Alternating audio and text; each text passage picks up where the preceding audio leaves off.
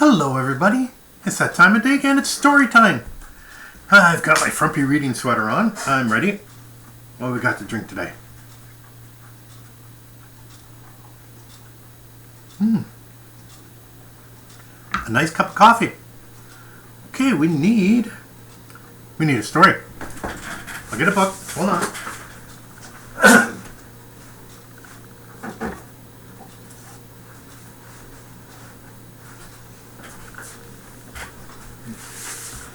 Okay, I need some reading glasses now.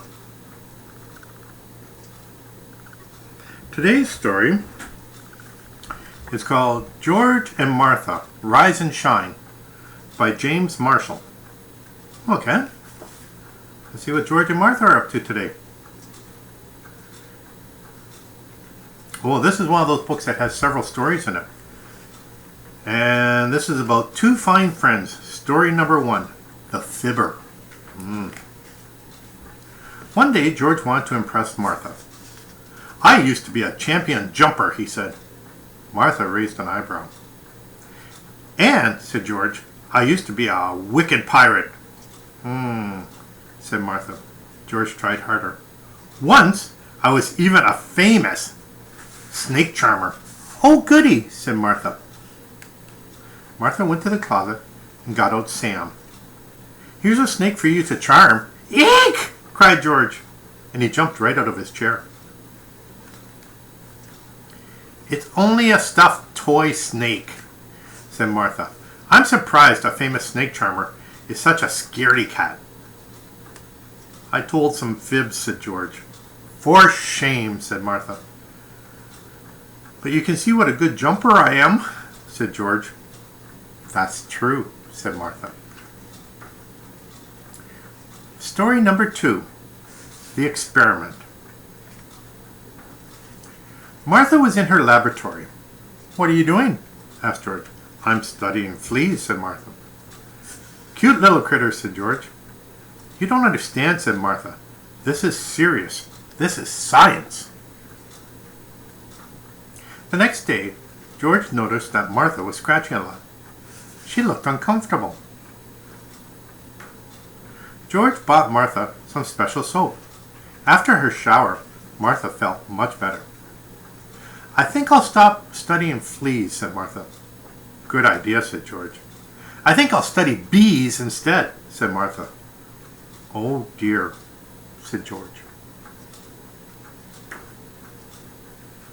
Story number 3, The Picnic. One Saturday morning, George wanted to sleep late. "I love sleeping late," said George. But Martha had other ideas. She wanted to go on a picnic. "Here she comes," said George to himself. Martha did her best to get George out of bed. "Picnic time!" sang Martha, but George didn't budge. Martha played a tune on her saxophone. George put little balls of cotton in his ears and pulled up the covers. Martha tickled George's toes. "Stop it," said George. "Picnic time!" sang Martha. "But I'm not going on a picnic," said George. "Oh, yes you are," said his friend. Martha had a clever idea. "This is such hard work," she said, huffing and puffing. I think she was pushing his bed out into the picnic. "But I'm not going to help," said George. "I'm getting tired," said Martha. "George had fun on the picnic. I'm so glad we came," said George. But Martha wasn't listening. She had fallen asleep. Story number 4, The Scary Movie. Martha was nervous. "I've never been to a scary movie before." "Silly goose," said George. "Everyone likes scary movies." "I hope I don't faint," said Martha. Martha liked the scary movie. "This is fun," she giggled. Martha noticed that George was hiding under his seat. "I'm looking for my glasses," said George. "You don't wear glasses," said Martha. When the movie was over, George was white as a sheet. "Hold my hand," George said to Martha. I don't want you to be afraid walking home.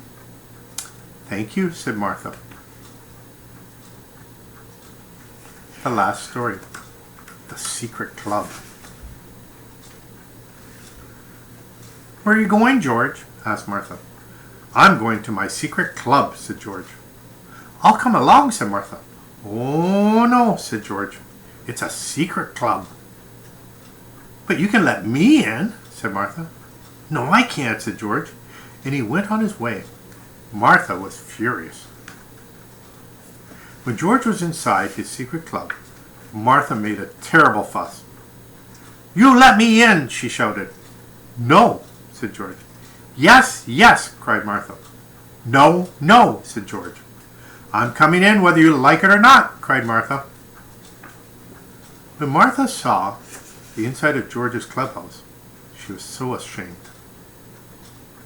You old sweetheart, she said to George. George smiled. I hope you've learned your lesson. I certainly have, said his friend. And the club was the Martha Fan Club.